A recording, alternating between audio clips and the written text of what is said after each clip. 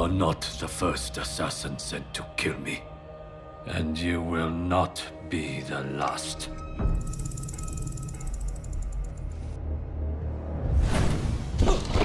Try to keep up.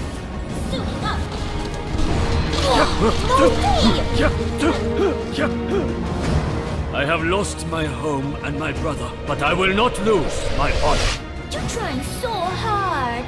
The outcome was never in doubt. You are already dead.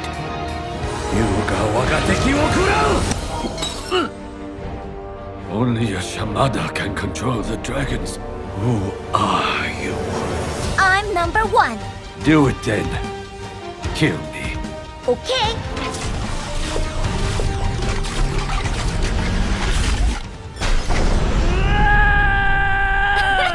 GG. D.Va is one of the most popular characters in Overwatch, and has been a key component of stable metas for years. However, her character was not always the same D.Va that we love today. This is the story of how she went from a clunky hunk of metal to a linchpin character in the modern GOATS meta. During the Overwatch beta in 2015, D.Va was announced alongside Mei and Genji, and on November 9th was officially added into the game. Throughout the beta, this nascent version of D.Va underwent multiple changes, including the size of her defense matrix, the length of her cooldowns, and the rate of her ultimate charge. However, the big changes came after the full game was released. On July 19th, 2016, D.Va's defense matrix began running on a resource-based system, meaning that the ability would be based on a recharging meter rather than a set cooldown timer. This gave D.Va much more versatility in deciding when to activate her defense matrix. Rather than pressing the button once and being hard-locked into blocking for a chunk of time, D.Va could now selectively delete damage without draining her ability completely. It gave her more options in how she supports her teammates and made her less of a liability in case her first defense matrix didn't pay off. And after the 2016 World Cup, when Miro showed the world the power of tank mobility, D.Va's movement was buffed and she was propelled into the limelight. Her speed while shooting, the health of her mech, and her ult charge rate were all increased. These buffs, alongside with the release of the new hero Ana, would push Overwatch into its first distinct system, the triple tank meta. During this time, players were forced to adapt to playing within the constraints of a very defined meta. Standardized roles meant more player-to-player matchups, and that teams could clearly be compared against one another. D.Va became the primary hero for contesting high ground, one of the only characters capable of dueling with Soldier 76. D.Va was also the secondary shield for teams, keeping them protected whenever Reinhardt ran out of barrier. Blizzard eventually decided that the triple tank meta had gone for long enough, and on January 24th, 2017, D.Va was hit with a pair of nerfs, reducing her armor and replacing it with health, while also reducing the damage dealt by her fusion cannon. These changes, along with nerfs to Roadhog's hook and Ana's Bionade, caused the triple tank meta to collapse, leaving pros scrambling to figure out the most effective composition before their opponents could. Eventually, the growth of Tracer players, Winston buffs, and the adaptation of the DM-focused D.Va style ushered in the golden era of dive. Sinatra finds him, and that's gonna be it! This is when Architect feels like it's time to go! Hashing them all to bits! It's just beyond words what this man can do with blades sometimes. In dive meta, where hit and run tactics reign supreme, D.Vas were utilized as a bodyguard character, protecting supports from incoming attacks. Boosters knock away close range heroes, fusion cannon makes mincemeat out of tanks, while defense matrix negates damage from DPS characters. In a meta where mobility was king, the only off-tank capable of keeping up with the fast tempo of dive was D.Va. Teams that didn't know how to play D.Va just could not compete. Professional dive teams like Rogue and GC Busan would cut swaths through tournaments. Again, but here it comes. Here's the Drag Strike. Dragon Strike gonna be rolling through. Eaten though. Yeah, not gonna find it. Now answering grab comes down.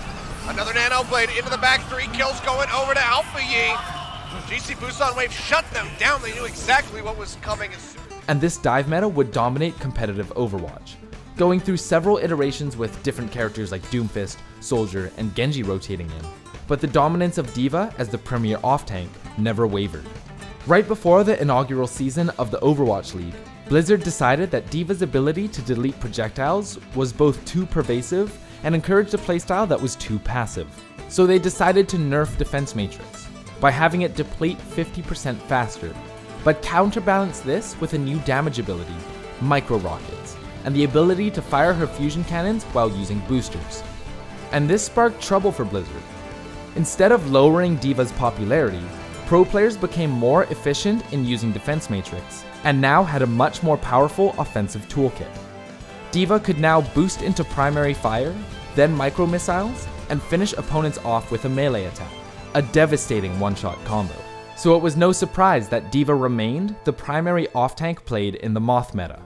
Capable of dealing immense damage at a distance with minimal mechanical input, D.Va became the offensive bodyguard, capable of eating damage aimed at her supports, or DPS, and then turning right around to combo down the enemy DPS.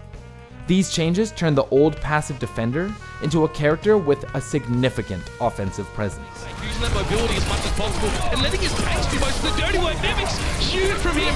4 kills in the fight for the D.Va player. With more than a 90% pick rate, D.Va cemented herself as a staple of the pro scene. Even when the rest of the game was shifting from dive to double sniper to whatever else teams were trying, D.Va managed to hold her spot as a stable influence throughout. With the North American craze known as GOATs, D.Va has played a key role, acting as a character who can deny damage, negate ultimates, provide burst damage strong enough to kill through defensive ults, contest high ground, and quickly alternate between attack angles. Pain is an excellent teacher. While D.Va players have flexed onto other heroes like Sombra and Mei, most of the time, the off-tank role in GOATs has been filled by the Korean mecha pilot. Because of her prevalence in the meta, D.Va has been the target of nerfs attempting to bring her pick rate down. The recent nerfs have increased the visibility of her defense matrix, while reducing its range from 15 meters to 10 meters. This means that D.Vas will be forced to rethink their positioning and DM timing, making D.Va an even more challenging character to play. These changes have concerned D.Va mains like Poco, who went from this to this. For the first time since the 2016 World Cup, we might find ourselves in a meta where even the pros abandon D.Va in favor of other picks. Most notably, many Sombra D.Va flex players have either been traded or slotted into new roles on teams like Seoul Dynasty, NYXL, and Boston Uprising. Will D.Va stay #1 in the world, or will she be nerfed into oblivion? Let us know your thoughts on D.Va's current place in the meta in the comments below. Defense Matrix is too strong right now. D.Va is way OP.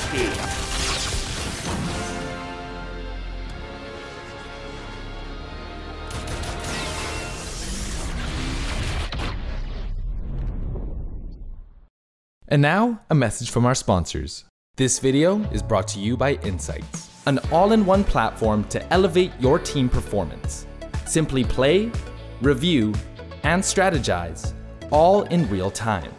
See why the pros use Insights to organize and review their gameplay.